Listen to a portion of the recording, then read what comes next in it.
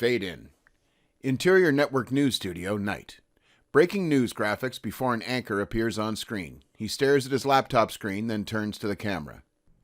We have more on the developing situation in the Palm Beach, Florida area. Shortly after sunset this evening, there was a mass shooting with reportedly dozens of wounded and multiple fatalities in the secluded village of Cobb's Cove, around the marina there. Exterior, aerial view of Cobb's Cove Marina, night. The network switches to a live aerial feed over the marina. Flashing police lights, boats, fire rescue vehicles. It is a scene of unprecedented carnage in this colony of wealth. Our Rachel Laney is one of the first reporters on the scene. She is with us by phone from Cobb's Cove. Rachel? Brian, I'm on the ground, outside the cordon surrounding the marina, and from here, it's a devastating sight. The county sheriff's office just gave us a preliminary figure of 10 dead, 18 wounded, and at least 3 missing. The sheriff's office also declared the marina secured enough for rescue workers to evacuate the wounded. Police from multiple jurisdictions have fanned out looking for other suspects, and the FBI is now investigating what they now call a terrorist attack. Dissolve to exterior Cobb's Cove Marina on ground, night. Rescue vehicles arrive. Their flashing lights, along with those of the police cars, reveal the carnage. Rescue workers rush out from their vehicles, their gurneys in tow. They pass by police in tactical gear standing guard around the docks, their automatic weapons poised to resist any further attacks. Exterior Cobb's Cove Marina, boat dock, night. 2 rescue workers try to comfort a wounded boater. He has a bloody gunshot wound in his side. As they lift his shirt from around the wound, they find it healing before their eyes. The rescue workers pause and look at each other, then resume their work. We got you. How much pain? None. I feel better. We'll get you to the hospital anyway. Passing by on the same dock, a teenage boy is slowly being wheeled away by a rescue worker, but he is sitting up and talking to a cop who is talking with him. Yeah, he sort of touched everyone and the pain went away. Touched? Yeah, on my head. Exterior Cobb's Cove Marina, walkway off docks, night. Rescue workers are marveling over a man's head wound as it slowly heals. I'm telling you, I'm fine. He tries to hop off the gurney, but the rescue workers pull him back on it. Exterior Cobb's Cove Marina, longest dock, empty, night. A dead terrorist, wearing a utility worker's outfit, is sprawled on the ground near his gun and hard hat. A portion of his spine is protruding through his neck. There's a distinctive tattoo on his left arm, 3 linked spirals. FBI Special Agent Shelly Dixon, black, 42 years old, wearing an FBI JTTF vest, her badge on a chain, stoops down for a closer look at the dead suspect and is repulsed. Her partner, Special Agent Greg Murray, 32, also wearing an FBI JTTF vest and a badge on a chain, is standing over Shelly with a small notepad. They were all dressed like utility workers. Another wounded boater is wheeled away on a gurney behind them. He has a gunshot wound in his chest but is laughing and joking with a serious rescue worker. Shelly and Greg are momentarily distracted by the laughing victim. Ever seen anything like this? No. Any arrests? Suspects at large? No, local police are pursuing some leads, but as far as we know, all suspects in the attack are like him. Dead, the same way. Shelly stands and straightens her vest. So all the dead were fake utility workers? Yes, ma'am. Any civilians killed? None. Well, there are still 3 people unaccounted for, but of the 17 wounded, none are dead. And all seem to be recovering from their wounds quickly. Just then, they hear a joyous scream from a wounded civilian on a gurney with an IV in her arm, throwing her hands in the air, screaming praises to the Lord while the rescue workers try to keep her calm. What the hell? A sheriff's deputy walks up to Shelly. Excuse me, are you Agent Dixon? Yes. The sheriff is organizing the 9 p.m. press briefing. Want in? She looks around at the carnage.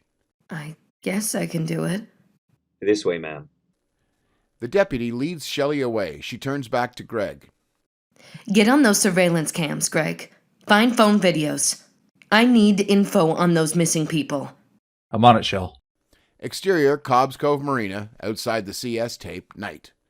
The sheriff and other law enforcement officials gather in front of a cluster of microphones and bright lights. We'll get started in 5 minutes.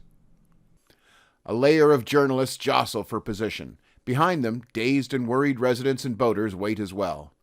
Among them, a 40-year-old man with cold eyes and an athletic build, Anders Nielsen, exits the crowd unnoticed.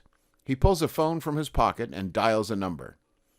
Interior, corporate complex, opulent office, night. Norman Varstadt, 80s to 90s, white, silver hair, wearing a tidy blue business suit, is staring out his office window at the lights of his vast corporate campus. He's holding a phone to his ear. Yes, it is quite a loss. You have my condolences, Mr. Nielsen. Norman listens to Anders. No, far from it. We found out the legend is true. Norman listens. Next step? Find that girl. If she's with him, she's alive. Find her, and we'll find the last survivor of Elysium, the immortal. Dissolve to Interior Home Podcast Studio, day. Tamara Jennings, light skin black, low 30s, fluffy hair, a tattoo on her left hand of 3 linked spirals and a nose ring, rants about her subject during her podcast. She is on screen with graphics of her name and the title of her show. Do Immortals Exist? She continues passionately. Okay, so you're wondering why I won't let this go. Because after 10 years of searching, I may be on the verge of finding the fountain of youth, people! The fountain of youth! Long life, forever youthful, postponing death for decades. Tamara pauses and takes a breath. She reaches out of the frame, grabs a water bottle, and takes a sip before continuing. Excuse me, sometimes I can go overboard on things, but I now know the source of this fountain of youth. No, it's not a river or a spring or some mystical fruit from God. This fountain of youth is a man, and I have found a possible suspect. Tamara reaches off screen again to pick up a small portrait of Alexander Pushkin. Some of you may know him as Alexander Pushkin, the father of Russian literature. I just love his epic poetry. History says he died in a duel over his wife. No, he's still alive. Tamara's podcast freezes. Interior FBI conference room, day. Shelly Dixon stands in front of a display screen with Tamara's frozen image while presenting her report to SAC Andrew Richmond, 50s, white, Greg, and 3 other agents. Tamara Jennings is a podcaster, a former UFO investigator, a conspiracy theorist. She calls herself a child of Elysium. Elysium. What's that, a planet? Heaven. What? Well, that's a way to look at it. It's a mythical land from ancient times where the gods granted you everlasting life. That tattoo on her hand is a kind of symbol of Elysium. It's a triskele. 4 of the dead terrorists had that same tattoo, sir. This girl's one of the 3 missing people from Cobb's Cove? Yes, sir. We found her phone and her body cam on the dock.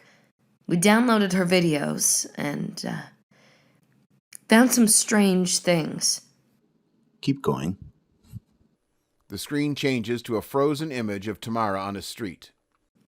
She recorded these in the days leading up to the terrorist attack. Shelly unpauses the video. Tamara is walking, talking, and pointing at a hospital across the street. Exterior, sprawling hospital street, day. Shelly's presentation video full screen. No graphics, raw video.